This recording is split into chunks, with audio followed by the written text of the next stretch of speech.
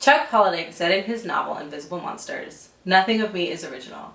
I am the combined effort of everybody I have ever known." This statement has rung true throughout my life. Everyone I have met has taught me something, and in doing so changed who I am and who I aspire to be. Hi, I'm Dr. Rachel Cowork, research psychologist, author, and creator of Pragmatic Princess, a children's book compilation currently available on Kickstarter. This video was created to highlight the people who inspired the stories within the Pragmatic Princess series, and in doing so, give everyone a sneak peek into some of the full-length stories that will be included in the collection. I'm so excited for you to meet some of my greatest teachers and hear the stories that they helped inspire. If you enjoyed this video, this story, and believe in this project, please like and share. This project cannot come to life without your support. Now sit back, relax, and enjoy this episode of Storytime with a Castle Builder.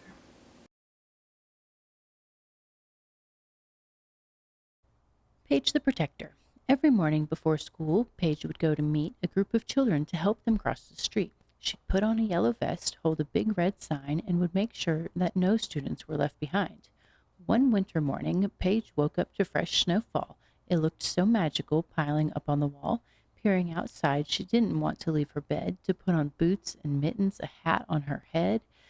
Paige stretched her legs, let out a scratchy cough. The cold weather made her feel a little bit off. She just wanted to curl up in her sheets with a good book and a big bowl of sweets. From her bed, Paige continued to watch the snowfall. A bigger snowstorm than this she could not recall. But before too long, the storm began to subside, and Paige thought of the kids she was supposed to guide. It looked so cold outside, and her bed felt so warm. Paige didn't want to go out in her uniform, but she knew she was supposed to protect the streets for the little children, so Paige rose to her feet. She arrived to children in an array, making snowmen, riding sleds, pulling sleighs. They came early to wait in the courtyard to play with their favorite crossing guard. One child brought donuts that her parents had purchased as a thank you to Paige for her daily service. Another brought hot chocolate with whipped cream on top, and a third a box of tissues and some mint cough drops. Paige received several presents that day, including some handmade cards to display as a thank you for always following the rules and for making sure they made it safely to school.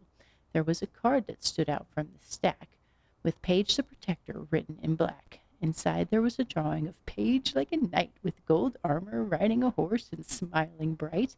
Glitter was used to create a background blizzard, and 100 snowflakes had been cut with scissors.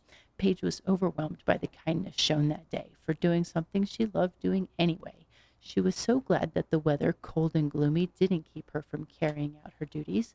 But before Paige led the little kids off the threshold, she thanked them for playing together in the cold, then stood in front of them all, feeling filled with pride, and said, "I'm so glad I didn't stay inside.